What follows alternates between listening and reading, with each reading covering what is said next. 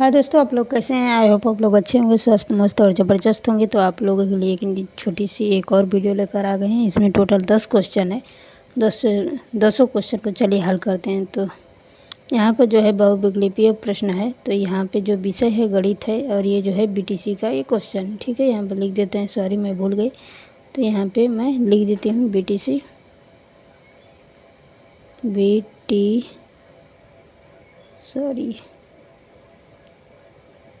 BTC. ठीक है, तो यहाँ पे जो दिया है पहला क्वेश्चन देखते हैं हम। पहला क्वेश्चन में क्या दिया है? 28 की पूर्ववर्ती प्राकृतिक संख्या है। तो यहाँ पे जो है 28 की पूर्ववर्ती जब बताया गया है तो यहाँ पे 28 का पूर्ववर्ती यानी कि -1 हो जाएगा। -1 यानी कि -1 घटा देंगे इसमें से, यहाँ पर टोटल यहाँ पर 27 हो जाएगा। ठीक है, ये रहा हमारा आंसर। यहाँ पे दिया है दूसरा सवाल देखेंगे। 13 की अनुवर्ती प्राकृतिक संख्या क्या है? तो ये जो है 13 की अनुवर्ती प्राकृतिक संख्या क्या है? तो यहाँ पे जो है 1 प्लस करना होता है हमको। 1 प्लस करना होता है। 1 प्लस करने के लिए हम क्या करेंगे? तो यहाँ पे जो है जैसे ही हमसे पूछा है कि अनुवर्ती, ठीक है, अनुवर्ती को हम परवर्ती भी कह सकते हैं। अनुवर्ती को एक और चीज़ कहा जाता है। अनुवर्ती को हम क्या कहेंगे? परवर्ती भी कह सकते हैं। ठीक है, परवर्ती। ठीक है, और एक और चीज़ कहते हैं, इसी को हम अनुवर्ती भी कह सकते हैं। ठीक, इसी को हम क्या कह सकते हैं? पूछा 13 का अनुवर्ती क्या है, यानी कि 1 प्लस। जैसे हम +1 करेंगे तो ये हो जाएगा हमारा 14। ठीक है, तो ये रहा हमारा आंसर। यही हमारा आंसर है। तीसरा देखेंगे, वे सभी संख्याएं जो 2 से पूर्णतः विभाजित नहीं होती वो संख्या क्या कहलाती है? जाहिर सी बात है कि अगर जो संख्या 2 से विभाजित नहीं होगी तो हमारा विषम संख्या कहलाएगी। ठीक है, तो यहाँ पे आंसर हो जाएगा हमारा विषम संख्या। जो हमारी क्या होती है? विभाजित नहीं होगी तो वो हमारी यही संख्या कहलाएगी, विषम संख्या। ठीक है, तो ये है मेरी आंसर। ठीक, यहाँ पे चौथे का सवाल हम देखेंगे। चौथे सवाल में क्या दिया है? जैसे चौथे सवाल में हम आएंगे तो यहाँ पर 40 एवं 50 के मध्य युग में अभाज्य संख्या दी है। तो 40 और 50 के जो मध्य युग में अभाज्य संख्या होती है तो कितना होती है? तो यहाँ पे हम लिखेंगे 41 और 43। ठीक है, तो ये हमारा हो जाएगा आंसर। यही होती है हमारी क्या? अभाज्य संख्या।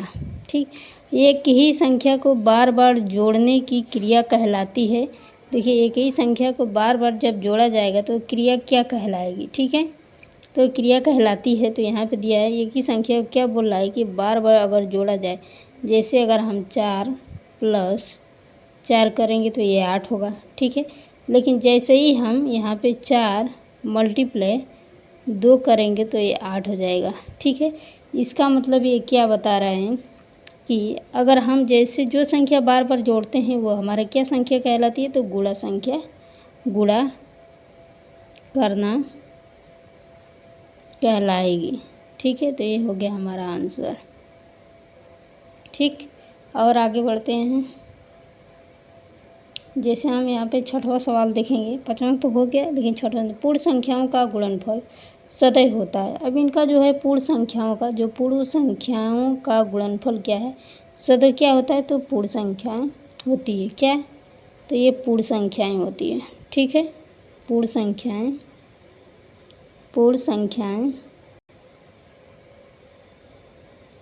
तो ये रहा हमारा आंसर।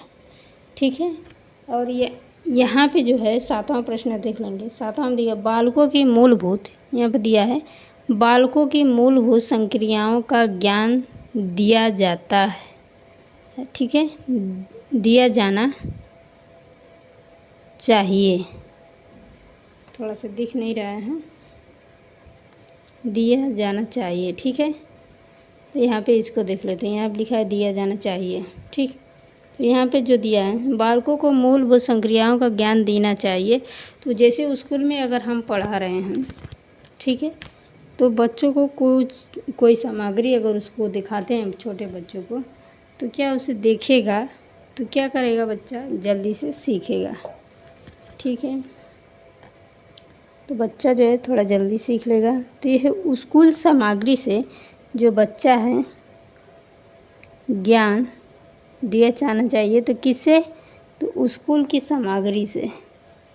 तो यहाँ पर लिखते हैं स्कूल सामग्री। ठीक है, सामग्री, स्कूल सामग्री से। ठीक है, बच्चा जो है ज्ञान देना चाहिए किससे, तो स्कूल की सामग्री से बच्चों को ज्ञान देना हमको चाहिए। ठीक, अब यहाँ पर भाग करने पर शेषफल सदैव कम होता है। तो भाग जब करते हैं हम तो शेषफल सदैव कम होता है। तो किससे, तो कम होता है भाजक से। भाजक से जो है हमारा क्या होता है, भाग जो होता है कम होता है। तो यहाँ पर देखिए ये वाला क्वेश्चन यहाँ पर लिखा हुआ है, भाग करने पर शेषफल सदैव कम होता है। तो कैसे यहाँ पे देखेंगे, यहाँ पे जो दिया है भाग करने पर हमेशा भाजक जो होता है हमारा,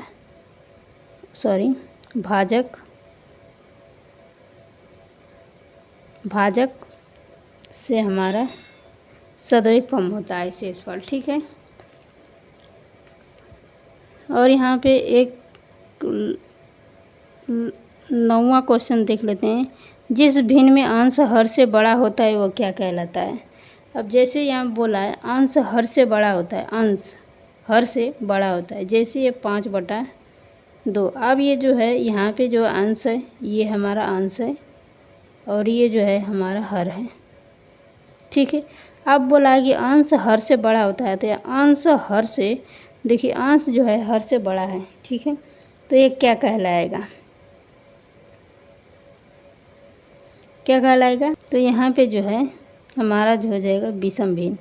इसे हम इसे हम कहेंगे विषम भिन्न, विषम भिन्न कहते हैं, विषम भिन्न कहलाता है। ठीक है, विषम भिन्न कहलाता है।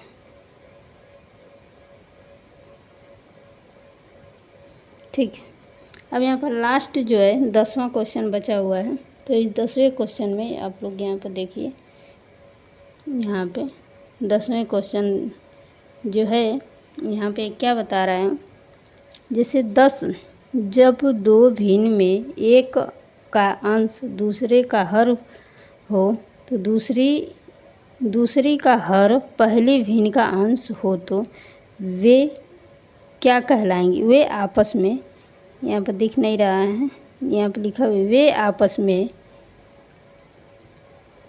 कहलाता है। ठीक है, तो वे आपस में जो है वो क्या कहलाएगा, तो वो आपस में तो व्युत्क्रम, यहाँ पर लिखेंगे आंसर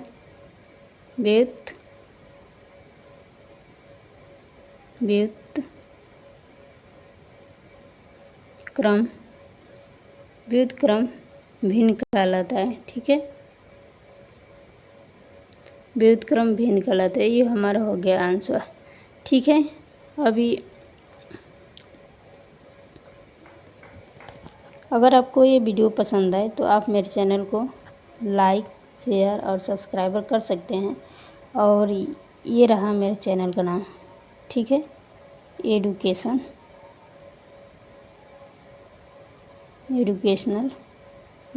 लाइफ। ठीक है, एजुकेशन लाइफ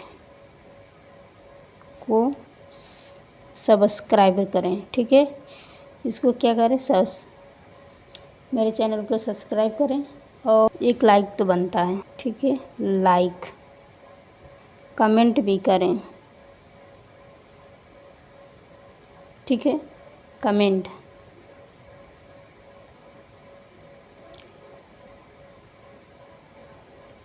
ठीक, आई होप आपको ये वीडियो अच्छी लगे तो लाइक शेयर कमेंट ज़रूर करिएगा। मेरे वीडियो में लास्ट तक बने रहने के लिए धन्यवाद।